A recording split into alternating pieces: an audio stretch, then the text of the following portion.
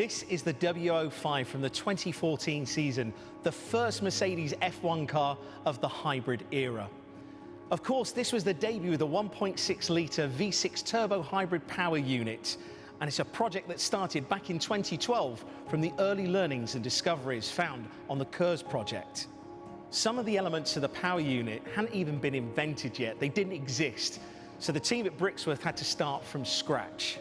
In fact, some of the engineers were even wondering whether the project was possible, and it was decided that the team at Brixworth would put in the extra hours required to ensure that everything was done in time. By the summer of 2013, the first engines were on the dyno, but this proved to be problematic and it didn't run smoothly, mainly with major issues on the MGU-H. The first car was fired up just before Christmas in 2013, and by the start of 2014, the power units were stable over a single lap. But over a full race distance, well, that was a big unknown.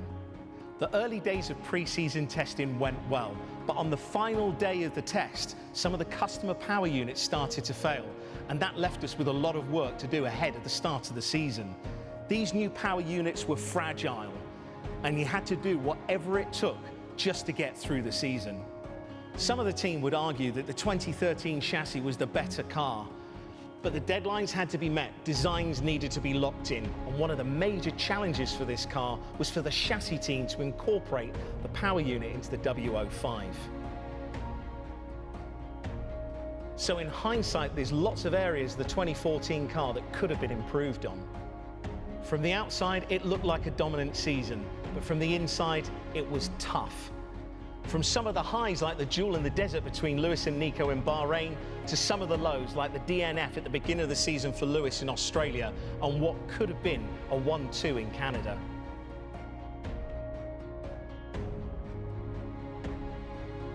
As it turned out, it was to be the first championship double victory for the team, where we took the Constructors' Championship in Russia and where the Drivers' Championship went all the way down to the wire in Abu Dhabi, where Lewis was crowned champion.